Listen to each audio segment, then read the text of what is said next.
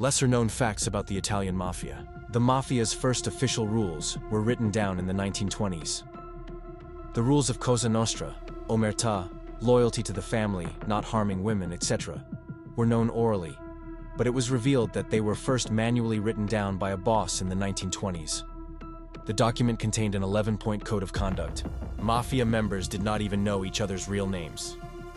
Until the 1960s, many Mafia members would not learn the true identity of people in the same family for a long time. Introductions were made with code names, and some members did not know the real name of the person they had worked with for years. The Mafia's biggest source of power in Sicily was poverty. The main reason for the historical rise of the Mafia was the inadequacy of security and justice services provided by the state. The Mafia, especially at the end of the 19th century, acted like a state by resolving land disputes, lending money, providing protection, establishing an employment network. For this reason, poor peasants often voluntarily joined the Mafia. The Sicilian Mafia's first victim was a professor. The first documented murder in the history of the Mafia was against an academic named Francesco Paolo di Blasi, who was working at the University of Palermo in the 1860s. The Mafia confessed that the professor was killed for supporting democratic movements. Cosa Nostra's most secret organization, the Cupola. The Mafia's governing body, the Cupola or Commission, was essentially a kind of shadow parliament. The lesser-known point, the Cupola functioned like a Supreme Court, arbitrating between families to prevent major wars from breaking out. The Mafia spread to the USA. Thanks to lemon trade, Sicilian immigrants began with the trade of lemons and citrus fruits in the US in the 19th century. Some groups managing this trade began to organize in the US through customs and port control.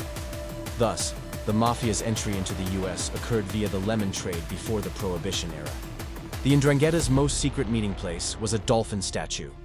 The 'Ndrangheta in Calabria held its annual grand meetings in front of a mythological dolphin statue carved into a rock until the 1990s. They called this area Mama. Mafia members sometimes did not use icons. When making a blood pact, the scene of dripping blood onto an icon is known in popular culture. But historically, in some regions, members would take their oath by dripping blood onto everyday objects like orange peels or breadcrumbs. The important thing was the shedding of blood. The object was symbolic. The Camorra may be older in origin than the Mafia. The roots of the Naples-based Camorra go back to the 1700s, while Cosa Nostra emerged later. This makes the Camorra Italy's oldest organized crime group in history. The Mafia made a secret agreement with the US during World War II.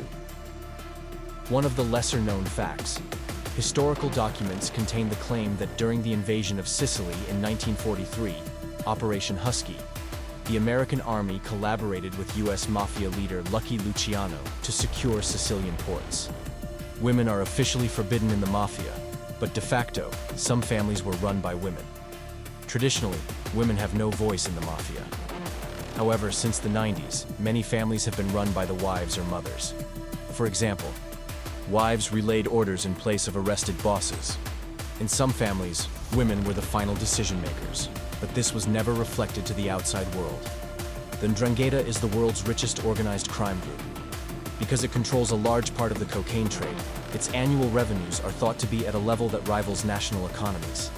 At one time, it was even rumored that its annual income exceeded the GDP of Albania. I'm Crimex, and today I've compiled a brief summary of little-known facts about the Italian Mafia. If you'd like to see more videos like this, please leave your comments. I'd appreciate it if you subscribed to my channel and supported me.